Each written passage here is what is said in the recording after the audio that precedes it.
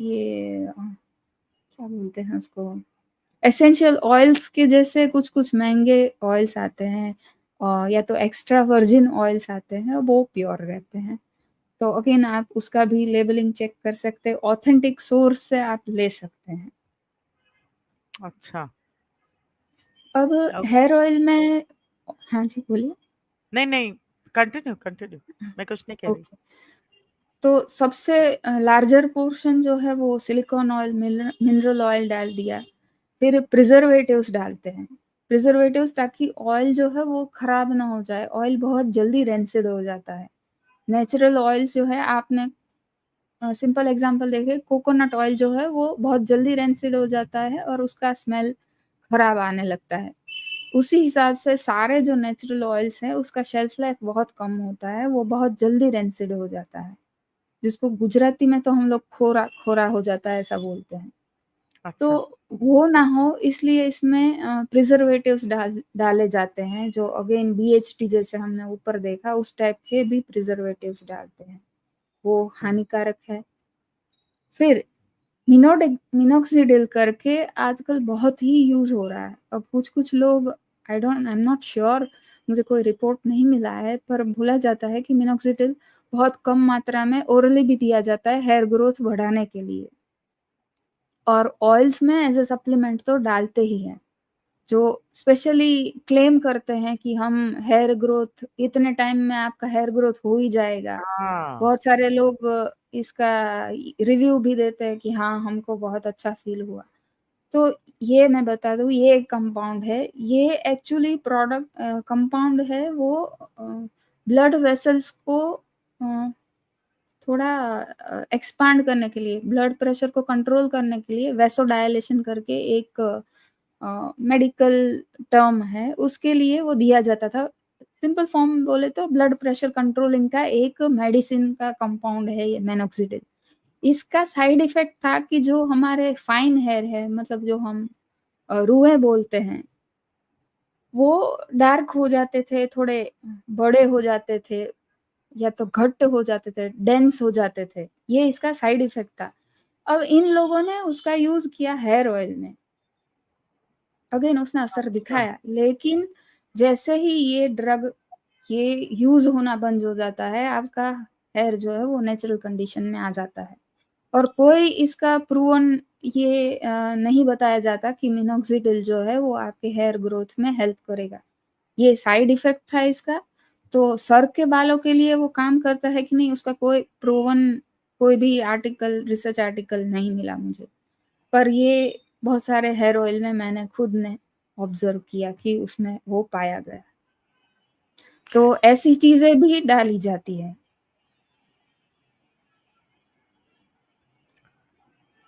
Hair जो growth है या क्वालिटी है, उसे लगाने के लिए ऑयल एंड ये पाउडर्स वो अलग बात है, बट जनरली हेयर ग्रोथ जो है, वो सिर्फ़ आप क्या खाते हैं, उससे होती है। अगर आपके बाल गिर रहे हैं, इसका मतलब आपके बॉडी में टॉक्सिन्स हैं। सिंपल सी बात है। डिटॉक्स करोगे, अगर आपके बॉडी में कैल्शियम प्रॉपर मात्रा में है, तो आपके बाल स्ट्रॉन्ग रहेंगे।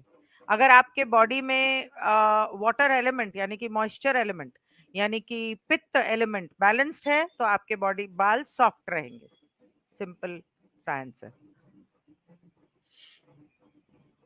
देन है artificial colours and volatile substances. Fragrance भी ऑयल्स में बहुत ज़्यादा मात्रा में रहता है, खुशबू के लिए। और कलर्स बहुत सारे हेयर ऑयल आप देखेंगे, कोई ब्राउन है, कोई रेड है, कोई ग्रीन है, कोई ब्लैक है। आर्टिफिशियल या सिंथेटिक कलर्स डाले जाते हैं। ये सिंथेटिक पिगमेंट्स जो है, डाई, कलर, पिगमेंट जो भी इसको बोलते हैं, साइंटिफिक टर्म में हम इसको पिगमेंट या डाई बोलते हैं, वो भी कार्सिनोजेनिक रहता है।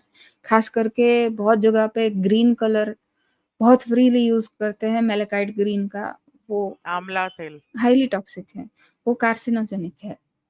तो आंवला तेल अगेन में ये ग्रीन कलर डालते हैं? जी, अरे बाप! आर्टिफिशियल कलर ऐड किया जाता है, इंक्लूडिंग एलोवेरा जेल।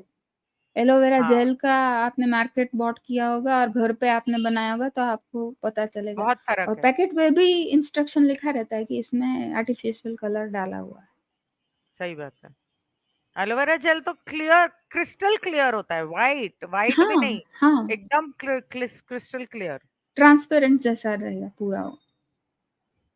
और ये तो जो ऑयल का मैंने एग्जांपल दिया था, उसमें आलमंड ऑयल मैंने लिखा है कि आलमंड ऑयल के नाम पे बहुत सारे ब्रांड आलमंड ऑयल बेच रहे हैं, उसमें 10% भी आलमंड ऑयल नहीं है। कोई भी ब्रांड आप उठा के देख लीजिए, अच्छा, क्योंकि आलमंड ऑयल इतना महंगा है, आप उस प्राइस में अफोर्ड ही नहीं कर सकते उसको। सही बात है। आगे बढ़ते हैं। हेयर कलर्स, ब्लैक हिना, या तो जो आजकल कलर करवाने का हेयर कलर का ट्रेंड है, डाई। तो हेयर डाइज जो बोलते हैं। इसमें पहला इंग्रेडिएंट है हाइड्रोजन पेरोक्साइड। अगेन वो स्किन को बर्न कर देता है, पर वो पिगमेंट ऑक्सीडाइजर है। डाई में जो केमिकल है जो रंग देता है, उसको एनहांस करने के लिए, उसको हेल्प करने के लिए H2O2 हाइड्रोजन पेरोक्साइड यूज होता है। देन है कोल्टार। कोल्टार नहीं लिखा रहता है, लिखा रहता है फेनिलिन डाइयामाइन, जो कि है कोल्टार। कोल्टार अगेन जिसको हम डामर बोलते हैं, जिससे रोड बनता है, उसका एक प्रोडक्ट है फिनिलिन डाइयामाइन। ये जैसे काला रंग है, काला रंग के लिए ही ये यूज होता है। This is for the pigment black. Again petrochemical carcinogenic है। एच मेटल्स यानी कि heavy metals, aluminium, silver and lead, ये तीनों जो हैवी मेटल है, वो बाइंडर जो है, यानी कि हमारे बालों को ऊपर ऊपर कलर ना होके बालों के पोर्स को वो खोल देते हैं, उसके अंदर वो डाई जाता है, और इसी वजह से जो है वो हेयर डाई ज्यादा समय टिकता है। खाली अगर हम मेहंदी लगा देते हैं तो वो 3-4 वॉश में निकलना शुरू हो जाता है। ये इसीलिए टिक जाता है क्योंकि वो बालों के अंदर तक चला जाता है, और अंदर जाकर उसको वहां बाइंड करने के लिए जो मेटल्स चाहिए उसमें है एल्यूमिनियम, सिल्वर और लेड। अगेन ये तीनों हैवी मेटल है। एल्यूमिनियम कंटेंट बहुत सारे ये सारे प्रोडक्ट्स में रहता है, और एल्यूमिनियम की वजह से ब्रेन में फंक्शन में प्रॉब्लम आता है। अल्जाइमर नाम का जो डिजीज होता है, जिसमें इंसान बार बार अपनी याददाश्त खो देता है, कभी उसको याद आ जाता है, कभी बहुत पुराने यादें उसको याद रहती है, रिसेंट उसको याद नहीं रहता। इस टाइप का जो अ, एक टाइप का डिजीज है, उसको बोलते हैं अल्जाइमर। तो अल्जाइमर का कारण ये हैवी मेटल्स हैं। वैसे फिर अल्जाइमर इज ये जो क्योरेबल, जी, पर ये लोग मेडिकल वाले तो बोलते हैं कि क्योरेबल नहीं है, पर एक्चुअली इट इज क्योरेबल। बहुत मैंने रिसेंटली पढ़ा बहुत था सारे अल्जाइमर्स का एक बहुत ही नेचुरल तरीका क्योर करने का। It is just toxins in your brain. Anyway, please continue. Again ये जो ग्रेइंग का इश्यू है, बहुत सारे लोग, अगर आप जानते हो तो बोलते होंगे कि हेयर कलर करने के बाद हमारे बाल और सफेद हो गए। तो हाँ। उसका एक कारण है ये हाइड्रोजन पेरोक्साइड। हम्म। हाइड्रोजन पेरोक्साइड एक नेचुरल ही हमारे बालों से निकलता है, पर उसका क्वांटिटी बहुत लो होता है, और वो हेयर वाइटनिंग या ग्रेइंग का रिस्पॉन्सिबल है। क्यों? क्योंकि अगेन ये मेलेनिन को डिग्रेड करता है, जैसे मैंने आगे बताया। टायरोसिन नाम का जो एंजाइम है, जो मेलेनिन प्रोडक्शन में इंपॉर्टेंट रोल प्ले करता है, H2O2 जो है वो प्रोड्यूस जब होता है, तो वो टायरोसिनेज जो है वो H2O2 को हाइड्रोजन और H2O मतलब पानी, ये दो कंपोनेंट में डिवाइड कर देता है, जिस वजह से वो मेलेनिन को अ, तोड़ नहीं सकता। तो ये टायरोसिनेज जो है उसको ही अफेक्ट होगा, तो H2O2 को बनाने वाला एंजाइम जो है, तोड़ने वाला एंजाइम है, वो बनेगा नहीं। तो ऐसे साइकिल चलता रहता है। ये हाइड्रोजन पेरोक्साइड एक्सेसिव हो जाता है, जो हमारे जो नेचुरल जो टायरोसिनेज जो हमारे बालों से या सिक्रीशन में निकलता है, वो उसको टॉलरेट नहीं कर पाता है। अगेन वो डैमेज करता है मेलेनिन को, हमारे बालों का रंग जो है वो सफेद होता जाता है। तो एक बार लगा लिया हेयर डाई तो अगेन अगेन अगेन आप लगाते रहते हैं। इससे डर्मेटाइटिस, कॉन्टैक्ट डर्मेटाइटिस करके एक बीमारी है जिसमें स्किन को यानी कि हमारे स्कैल्प जो है उसमें इचिंगनेस हो जाता है, उसको बहुत सेंसिटिव हो जाता है। तो बहुत ज़्यादा। उसका जो स्किन का जो ये है उसको उस डर्मेटाइटिस बोलते हैं। कॉन्टैक्ट डर्मेटाइटिस भी हो जाता है। उसको कितना भी फिर वॉश कर लो, शैम्पू कर लो, लेकिन स्कैल्प की इचिंग नहीं जाती। My God, it is so horrible. क्योंकि इसमें और भी जो ऊपर केमिकल्स जैसे लिखे हुए हैं, इसमें बहुत सारे केमिकल्स जो है वो डिपॉज़िट होते रहते हैं स्कैल्प के ऊपर। तो आप कितना भी शैम्पू करो और ये करो, वो नहीं जाते हैं।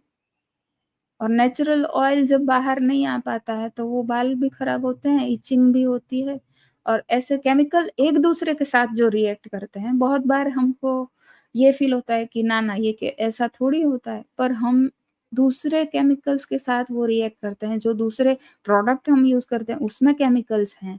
हवा के पॉल्यूशन में, पानी के पॉल्यूशन में केमिकल्स है, वो सब अंदर-अंदर इंटरैक्ट करते हैं और नया-नया प्रॉब्लम्स बनता जाता है। देन है जेल, स्प्रे, मूज़ और फ़ोम। ये एक सारे मिनट, जो जी। ये ब्लैक हेना कलर्स ये तो यूज़ नहीं करने चाहिए। मैंने ब्लैक हेना भी मँगाई हुँ, थी हुँ, because I didn't want to use colours for I think कई महीनों से मेरा ये चल रहा है। एंड जब मैंने मंगाई और मैंने इंग्रेडिएंट्स पढ़े तो उसके अंदर भी कार्सिनोजेनिक सब्सटेंसेस थे, तो वो तो मैंने उठाकर दे दी। प्रॉब्लम ये है कि how the hell do you dye your hair? मैं वो मेहंदी लगाती हूँ तो ऑरेंज हो जाते हैं। It looks so horrible. Do you have जी। Any solution for that? मैं तो अभी तक I have not been able to found. I tried Indigo.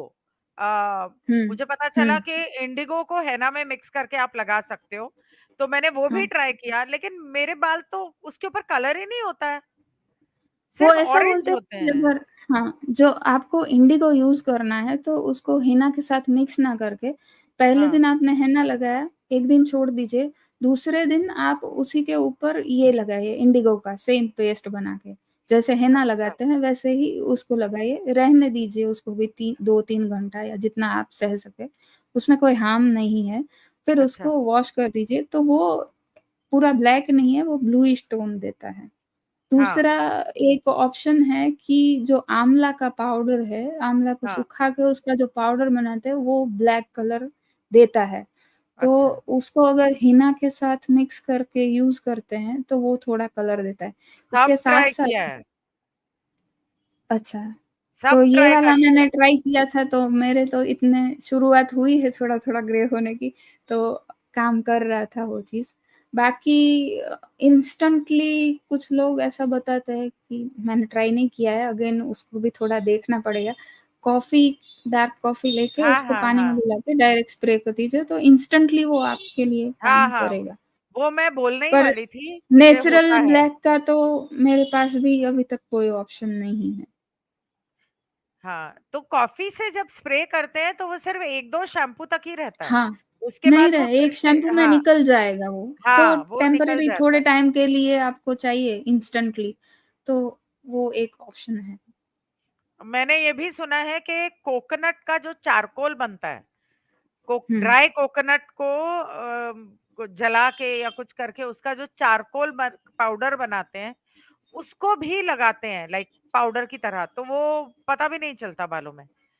और उससे अच्छा। अगर आपके हेयर थिनिंग हो रही है, बाल्ड हो रहा है, तो वहां पर भी आप थोड़े बाल हैं, उसके अंदर आपने लगा दिया तो पता नहीं चलेगा। ऐसा मैंने सुना है, मतलब आई नो तो somebody who does that, hmm, but मैंने कभी ट्राई नहीं किया।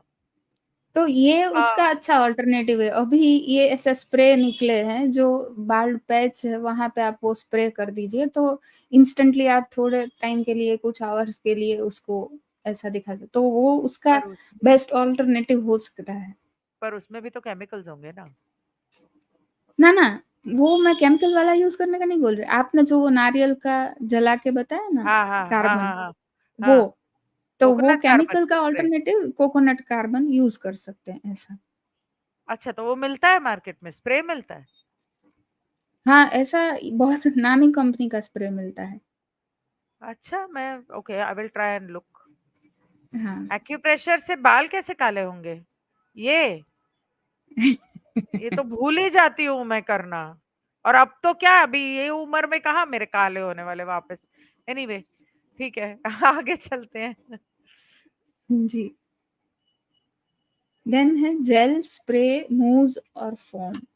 मूव्स और फॉर्म थोड़े नए हैं, पर ये भी जो वेट लुक देते हैं कि पूरा गीला गीला बाल दिखाने के लिए, तो उसमें मूव्स और फॉर्म यूज होता है। जेल और सेटिंग स्प्रे तो सब जानते ही हैं। तो अगेन इसमें पेट्रोलेटम है, ये भी हम्म। पेट्रोलियम बेस्ड प्रोडक्ट है। सिलोक्सेन करके जो प्रोडक्ट आता है वो इसी का बेस मटेरियल है। पीएच यानी पॉली एरोमेटिक हाइड्रोकार्बन्स। ये पॉली एरोमेटिक हाइड्रोकार्बन्स बिल्कुल ये वीओसी जैसा है, वॉलेटाइल ऑर्गेनिक जो कार्बन है उसी के जैसा, वो तुरंत इवोपरेट हो जाता है। तो स्प्रे में खास करके ये रहता है कि तुरंत वो प्रोडक्ट छोड़ के उसका जो केमिकल है वो उड़ जाता है। तो ये देता है, शाइनिंग देता है, पर अगेन वो कार्सिनोजेनिक है। ब्रेकेज करता है, थिनिंग ऑफ हेयर होता है, टिश्यू डैमेज भी होता है। मिथाइल पैराबिन है, पैराबिन मैंने जैसे आगे बताया वैसा कि ये प्रिजर्वेटिव्स हैं, पर इनका यूज इसलिए किया जाता है क्योंकि ये स्मूथनिंग इफेक्ट देते हैं, टैंगल नहीं होते हैं बाल, एक आर्टिफिशियल जो शाइन है वो आ जाता है इस वजह से। हम्म। तो एक्चुअली ये केमिकल्स कुछ और चीजों के लिए बने थे, और इनका जो एक्स्ट्रा गुण है इसलिए इनको इसमें यूज कर लिया जाता है। ओह। अगेन बेंट्रीमोनियम क्लोराइड जो है वो एंटीस्टैटिक एजेंट है, जो बाल खड़े हो जाते हैं हमारा विंटर में, तो वो ना हो उस वजह उसके लिए ये एंटीस्टैटिक एजेंट डाला जाता है। ये एक एनायनिक सरफेक्टेंट है, बिहेंट्रीमोनियम जो है। और ये सारे अगेन टिश्यू को डैमेज करते हैं और कार्सिनोजेनिक है। ओके। देन है keratin treatment and hair straightening treatment. ये भी बहुत लोग करवाते हैं, मैंने भी करवाया था जब पता नहीं था। तो इससे बाल बहुत स्मूथ शाइनी हो जाते हैं, बहुत अच्छे दिखते हैं। लेकिन इसमें जो केराटिन यूज होता है, फर्स्ट ऑफ ऑल ये एनिमल सोर्स प्रोटीन है। जो एनिमल्स हैं उनके फेदर, नाखून, उनके स्किन, इन सारे सोर्सेस से वो केराटिन प्रोटीन को निकाला जाता है। बाप रे। सो ये अगेन हार्मफुल है, क्योंकि केराटिन, अभी बहुत सारे लोग बोलते हैं कि केराटिन ट्रीटमेंट के लिए राइस का यूज करते हैं, लेकिन उन सब में इतना कम है वो प्रोटीन कि ना के बराबर है। इसलिए वो लोग एनिमल सोर्स से एक्सट्रैक्ट करते हैं। तो एक्सट्रैक्ट करते हैं तो वो इजीली उसका ये बढ़ा सकते हैं। और ये जो स्किन, नेल और इनके फेदर, ये सारे जो है वो पोल्ट्री हो, नहीं तो जो क्या बोलेंगे, एनिमल्स का जो फार्म होता है उनको जब स्लॉटर हाउस में बेचते हैं तो उनका साइड प्रोडक्ट है, सब वेस्ट है। तो इसीलिए वो इजी और चीप है उनके लिए। तो और मैंने तो मैंने कराया था एक बार। और जी। वो एक्चुअली मेरा एक दोस्त था, वो हेयर का काम करता था। तो उसने हंसी मजाक में पकड़ के मेरा, मस्ती में उसने मेरा कर दिया। और उसके बाद मेरे बालों की इतनी बुरी हालत हुई है। लिटरली मेरे बाल ऐसे टूटते थे ना, बंचेस में। इतने टूटते थे, इतने गिरते थे कि स्प्लिट आधे एंड्स हो बहुत गए हो थे। जाते थे। बहुत ज्यादा। और इतनी बुरी हालत हो गई ना मेरे बालों की। My God. मैंने कहा जिंदगी में दोबारा नहीं करूंगी। बहुत ही गंदा प्रोडक्ट है ये। हाँ। फिर इसका मेन इंग्रेडिएंट जो है वो है फॉर्माल्डिहाइड। फॉर्माल्डिहाइड क्या करता है कि बालों को, हमारे बाल भी पोरस है, बहुत लोग मान लेते हैं कि बाल टूटने पे या काटने पे दर्द नहीं होता, नाखून काटने पे टूटने पे दर्द नहीं होता। तो ये लाइव नहीं है, नहीं, लाइव है, जीवित है, ये बढ़ रहे हैं, रूट से बढ़ रहे हैं, इसलिए एंड से कट होते हैं तो दर्द नहीं होता है। और इसमें न्यूरॉन्स नहीं है, जो हमारे चेतना के सेल्स है वो नाखून के एंड्स में, हेयर के एंड्स में नहीं है, पर ये लाइव कोश हैं, सेल्स हैं। तो वो क्या करता है, फॉर्माल्डिहाइड बालों के जो पोर्स हैं, उनके छिद्र है, उनको बड़ा कर देता है, खोल देता है, ताकि ये जो प्रोटीन जो हमने बताया केराटिन जो है वो बालों के अंदर चला जाए। तो और फिर उसके ऊपर हीट ट्रीटमेंट वो लोग देते हैं, हीट स्ट्रेटनिंग करते हैं, जिससे वो फिर लॉक हो जाए। तो अगेन वो फॉर्माल्डिहाइड भी अंदर जाता है, अगेन फॉर्माल्डिहाइड आपके स्कैल्प को लगता है। नो डाउट वो लोग प्रिकॉशन लेते हैं, लेकिन फॉर्माल्डिहाइड अगेन एक वॉलेटाइल सब्सटेंस है, उसका भी फ्यूम्स बन जाता है एयर के कांटेक्ट में आते ही। और फॉर्माल्डिहाइड जो है वो एक प्रिजर्वेटिव भी है। मेडिकल में जो स्टडीज के लिए ऑर्गन्स को जो प्रिजर्व और किया जाता है वो फॉर्माल्डिहाइड में प्रिजर्व किया जाता है। मुर्दों को प्रिजर्व किया जाता है। जी, जी, मुर्दों को प्रिजर्व किया जाता है, तो ये एक इस बहुत इससे ही इस खतरनाक केमिकल है। इसी से ये दूध भी बनता है। जी, तो इस हिसाब से वो स्किन में पेनिट्रेट होता है, इन्हेलेशन के थ्रू बॉडी में जाता है, वो कार्सिनोजेनिक है, यूटेराइन कैंसर, ईडीसी, टॉक्सिसिटी। और जो लोग ये ट्रीटमेंट करते हैं, मतलब जो पार्लर वाले जो हैं, जो ये काम करते हैं, उनमें भी nausea, vomiting, easy uneasiness, dizziness, headache, ये सारे कॉमनली वो सिम्पटम्स पाए जाते हैं। इसका भी रिसर्च आर्टिकल है, मैंने इसको भी रेफरेंस में डाला है, अगर कोई इसको देखना चाहे तो। देन है 4 एमिनो बाइफिनाइल, ये जो है ये इसको पेनिट्रेशन में हेल्प करता है और फ्रेग्रेंस भी देता है। तो ये लोग ऐसा ट्रिक करते हैं कि इतना वो परफ्यूम या फ्रेग्रेंस ऐड कर देते हैं कि ओरिजिनली जो केमिकल्स हैं उनके जो फ्लेवर है, स्मेल उनके जो स्मेल है स्मेल है। वो दब जाते हैं। तो इनडायरेक्टली वो आपके अंदर जाता है और आपको लगता है अरे इसका तो इतना अच्छा खुशबू है। बाप रे। हम्म। ठीक है। फॉर्मल्डिहाइड्रेट, वो एक बार प्रकाश जी के साथ एडल्ट्रेशन इन फूड के बारे में मैंने जी, वीडियो किया था। उसके अंदर उन्होंने बताया था कि फॉर्मल्डिहाइड्रेट, मेलामाइन और वो सर्फ में एक चीज डाली जाती है ना जिससे झाग बनती है। आपने अभी थोड़ी देर पहले बताया इन हाँ, सब चीजों एसएलएस। से। हाँ, एसएलएस, इन चीजों से दूध बनाया जाता है आजकल। जी, सही बात है। और उसके यूरिया अंदर भी डाला जाता है। यूरिया और एनिमल फैट भी डाला जाता है। जी, और मेलामाइन से ब्रेड बन रही है आजकल। तो अगर आप ब्रेड बाहर की खा रहे हैं, अगर आपको शौक है तो घर में बनाइए। मैं तो बहुत बार सोचा कि मैं कोशिश करूं, वरना बाहर तो आप प्लास्टिक खा रहे हैं, ये याद रखना। जितनी सॉफ्ट होगी समझ लो उसके अंदर प्लास्टिक है। और ब्राउन जी, ब्रेड में कलर्स मिलाए जाते हैं जो हार्मफुल जी, होते हैं। हाँ जी। जी, एकदम सही बात है। हम्म। Uterine cancer. जी, केराटिन से यूट्राइन कैंसर होता है। जी। बाप रे। केराटिन से नहीं, केराटिन तो प्रोटीन है, लेकिन हाँ, मतलब इसमें जो उसके अंदर। केमिकल्स जो सब यूज़ होते हैं, ये हाँ। फॉर्माल्डिहाइड, ये नहीं, एमिनो मेरा मतलब बाइफिनाइल। केराटिन ट्रीटमेंट की बात कर रही हूँ। हाँ, हाँ जी, हाँ जी। तो केराटिन जो नेचुरल केराटिन है, जिसका ये लोग जैसे लिवॉन हो गया, मोरक्कन आर्गन, ये सब जो ऑयल्स हैं बोलते हैं केराटिन ऑयल है। तो ये लोग कैसे निकालते हैं केराटिन ऑयल? सेम केराटिन यही ऑयल। एनिमल से निकाल के उसमें ऐड करते हैं। क्योंकि कोई मैंने जितना पढ़ा उसमें कहीं पे भी नहीं है कि कोई-कोई जो है वो व्हीट से और ये राइस से और बार्ली से एक्सट्रैक्ट करते हैं, लेकिन वो इतना कम क्वांटिटी में है कि वो ना के बराबर है। और ये भी बताया गया कि ये केराटिन ट्रीटमेंट के नाम पे ऐसा बोल रहे हैं कि हम प्रोटीन इसमें इंसर्ट कर रहे हैं बालों में, लेकिन वो केराटिन अंदर जाता ही नहीं है। हम्म। आपके बालों के अंदर वो प्रोटीन जा ही नहीं सकता। हम्म।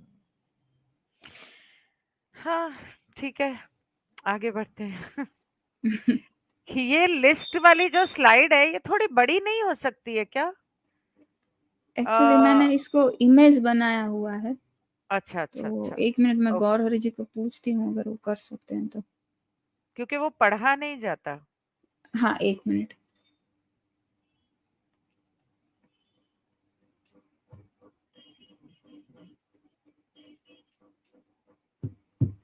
कोई 1 मिनट बात मैं नहीं। उनको बोल रही हूँ, वो दूसरे कमरे में हैं।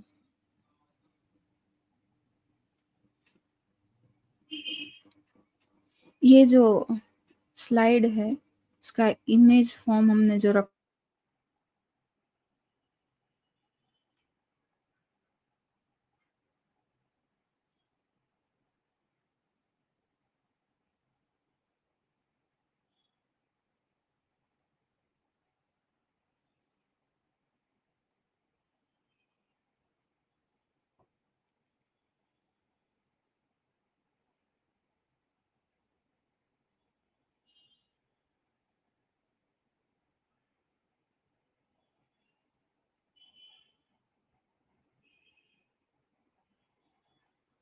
गिनी जी ऐसा कर सकते हैं कि आप हम दोनों यहाँ से हट जाए वीडियो से, फिर ये थोड़ा और स्ट्रेच अगर आप कर सकते हैं तो ज़ूम करके। नहीं, हम दोनों हट भी जाएँगे तो इसको हम हुँ, स्ट्रेच नहीं कर सकते, क्योंकि ये ओके, आपने शेयर किया हुआ है। ख़ैर कोई बात नहीं, इट्स ऑलराइट। ओके, ओके, ठीक है, ठीक। हाँ,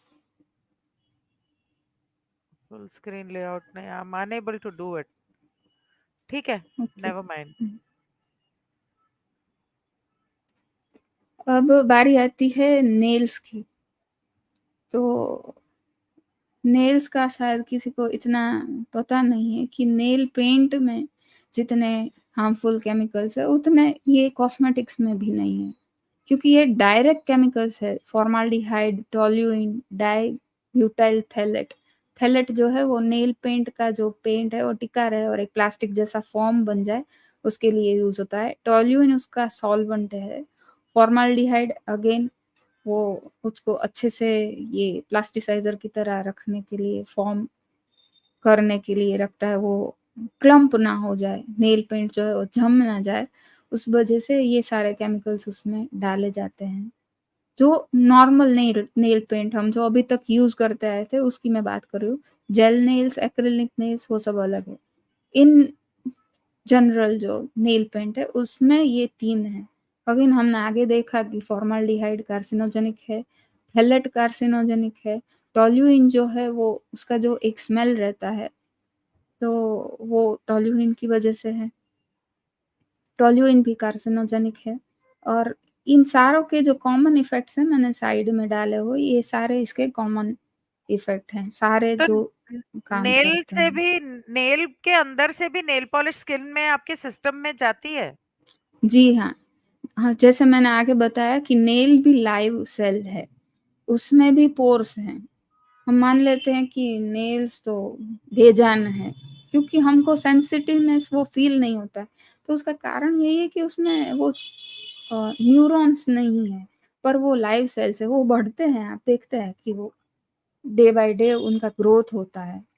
हुँ, तो ये सेल्स भी लाइव है। उसमें भी बहुत सारे छोटे-छोटे-छोटे छिद्र हैं, जिसके थ्रू ये केमिकल्स हमारे ब्लड स्ट्रीम में पहुँच जाते हैं। हुँ, तो पहला जो है वो कॉमन नेल पेंट है, देन नेक्स्ट आता है जेल नेल्स। जेल नेल्स भी आजकल बहुत ही फ़ेमस है, क्यों वो भी नेल पेंट जैसा ही है, लेकिन वो जेल जैसा फ़ॉर्म करता है और वो एयर ड्राई नहीं हो सकता। कॉमन जो नेल पेंट है वो एयर ड्राई हो जाता है, क्योंकि ये सारे जो ऊपर जो केमिकल दिखा है उसमें वोलेटाइल सब्सटेंस है वो उड़ जाते हैं। जेल नेल्स है वो और ज़्यादा डेंस होता है, जेल फ़ॉर्म होता है, थिक होता है। तो उसको क्या करना पड़ता है, यूवी क्यूरिंग करना पड़ता है। यूवी में आप देखते होंगे बहुत सारे लोग ऐसे यूवी लाइट के अंदर उसका एक छोटा-सा डब्बी जैसा उसमें डालना है, उसमें फ्यू सेकंड्स रखना है, तो वो जेल जो है वो प्लास्टिक जैसा बन जाएगा। तो उसमें भी थैलेट्स हैं, फॉर्माल्डिहाइड है, टोल्यूइन है। यूवी क्यूरिंग जो है वो यूवी लाइट से किया जाता है। अगर हम सनलाइट में आने वाले यूवी रेज़ से डरते हैं, तो इससे क्यों नहीं डरते हैं? क्या हमने कभी ये सोचा कि ये कैंसर कर सकता है? तो इसके सामने भी आर्ग्यूमेंट किया जाता है कि वो तो बहुत फ्यू सेकंड्स के लिए आप रखते हो। पर जो बार-बार ये करवाता रहता है, वो कितना एक्सपोज़ होता है उससे। और मैंने जब ये यूवी क्यूरिंग का पढ़ा आर्टिकल, ये मैंने रेफ़रेंस में भी दिया है, उसमें क्लियरली लिखा है कि आप उसको डिनाई नहीं कर सकते कि इससे आपको स्किन कैंसर नहीं होगा। यू आर बाप रे! एक्सपोज़िंग टू यूवी। फिर इसका जो रिमूवल प्रोसेस है, इसको आप रिमूवर से घर पे हम जैसे निकालते हैं, वैसे नहीं निकाल सकते। इसको हुँ, ई-फाइलिंग करना पड़ता है। वो मशीन लेकर उसको छितरा उड़ा देते हैं ऊपर का पूरा लेयर का। वहाँ पे इस चीज़ को कोई मार्क नहीं करता है। आपने देखा होगा वो इतना पार्टिकल्स डस्ट जैसा उड़ता है। हुँ। ये एक्रिलिक है एक्चुअल में प्लास्टिक्स हैं, नैनो प्लास्टिक्स है। ये आपके साँस के थ्रू नाक में जाते हैं, नाक के थ्रू अंदर लंग्स में जाते हैं, शरीर के अंदर जाते हैं। अरे बाप रे! इवन और ये नेल्स को भी डैमेज करता है, जब वो स्क्रैप हाँ, करते हाँ। हैं, हाँ, ऊपर करता का है, लेयर भी आपका खराब होता है। करता है, करता है। आपके नेल्स पतले हो जाते हैं, टूटते हाँ, हैं और बहुत डैमेज करता है नेल्स को ये। जी, तो अच्छा, ये मैं नहीं केमिकल्स करती। जी, मैंने जब से जाना 2 साल से मैंने नेल पेंट वगैरह सब बंद कर दिया। नहीं तो पहले मैं भी लगाती थी, बहुत शौक था मुझे भी, पर जब से ये जाना है मैंने भी बंद कर दिया। देन है ये नेफ्रोटॉक्सिक है। नेफ्रोटॉक्सिक मीन्स अगेन किडनी को रिलेट करता है ये। न्यूरोटॉक्सिक है मतलब ब्रेन को असर करता है। रेस्पिरेटरी टॉक्सिसिटी लंग्स को अफेक्ट करता है। कार्सिनोजेनिक है। अलग-अलग बॉडी पार्ट को ये करता है। ये केमिकल्स है, इस वजह से मिसकैरेजेस भी बहुत होते हैं क्योंकि ये अरे डीएनए को बाप! अफेक्ट करता है। जो बच्चा पल रहा है अंदर उसका डीएनए को असर करेगा वो, ग्रोथ नहीं होने देगा। हुँ। अस्थमा हो सकता है, एलर्जीज़ हो सकती है, डर्मेटाइटिस होता है। अब डर्मेटाइटिस किसी को लगेगा कि नाखून पे कर रहे हैं, वहाँ कहाँ डर्मेटाइटिस आ गया। तो नेल रिमूवर जो यूज़ करते हैं, वो क्या है? एसीटोन है, इथाइल एसीटेट है। इथाइल एसीटेट इतना स्किन के अंदर पर्ज होता है कि ना पूछो बात। वो भी एक ये है, कार्सिनोजन है।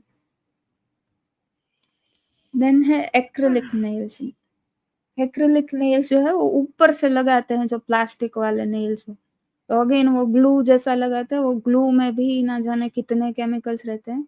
ऊपर में वो ये लगाते हैं एक्रिलिक नेल्स। उसमें होता है ethyl methyl acrylate, methyl methyl acrylate. ये दोनों उसके अलग-अलग कंपाउंड है। इसका बेस है एक्राइलिक। एक्राइलेट जो है अगेन वो भी कार्सिनोजेनिक है, वो भी बॉडी में जाके एक्यूमुलेट होता है। ये एक टाइप का मान लीजिए कि प्लास्टिक ही है, नैनो प्लास्टिक जैसा है। इसको भी अगर आप देखते हैं तो इसको भी काट के वो लोग लगाते हैं और उसके ऊपर फिर जेल नेल्स लगाते हैं या तो पेंट नेल पेंट में फिंगर डुबा के ये बनाते हैं। सेम है पाउडर या डिप नेल्स, उसमें वो ऐसा आर्टिफिशियल एक्रेलिक नेल्स लगाते हैं, उसके ऊपर एक प्लेन कोटिंग करते हैं, ट्रांसपेरेंट नेल पेंट का कोट, देन उसको पाउडर में डिप करते हैं। अगेन वो पाउडर जो है उसमें एक्रिलिक पॉलीमर्स ही हैं, बेंजोइल पेरोक्साइड इनिशिएटर है।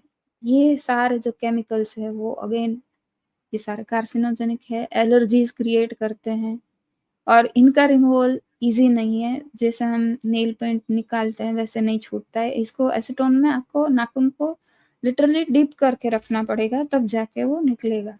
तो जितना एक्सपोज़र ऑफ टाइम बढ़ेगा वैसे-वैसे वो इफ़ेक्ट करेगा। Again acrylic nails, gel nails और पाउडर नेल्स जो है वो चिप होते हैं।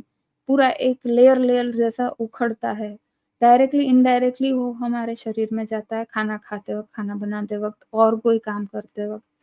तो हमारा उतना ध्यान नहीं रहता, तो वो शरीर में भी एंट्री कर लेते हैं। अभी ये साजिद अली पूछ ही रहे थे कि हाथ से खाना अच्छा है या स्पून से। तो अगर नेल पॉलिश लगाई है तो डेफिनेटली स्पून से खाना पड़ेगा।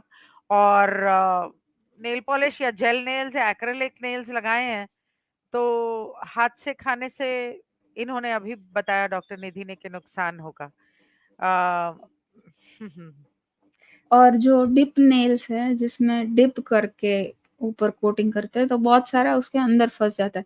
अगर ठीक से वो क्लीन नहीं किया है तो अल्टीमेटली वो आपके शरीर में ही जाएगा, डिप केमिकल सारा। नेल्स क्या होता है? डिप नेल्स में एक ट्रांसपेरेंट नेल पेंट लगाएँगे, फिर एक पाउडर हाँ, जैसा रहता है अलग-अलग कलर का, उसके हाँ। अंदर वो बॉटल के अंदर आपको वो पूरा नाखून डुबाना है, वो ओह! पाउडर में। ओके। फिर उसको आपको निकालना है, तो नेल पेंट जो लगा है उसके ऊपर वो पाउडर चिपक जाएगा, बाकी का वो ब्रश से ऐसा करके निकाल देते हैं, एक्स्ट्रा पाउडर। ओह! तो अगेन वो अच्छा। लंबा वाला जो नाखून ऊपर से अटैच किया है उसके अंदर तो वो फँसा रहेगा, उसको ठीक से ओह! क्लीन करना ज़रूरी है।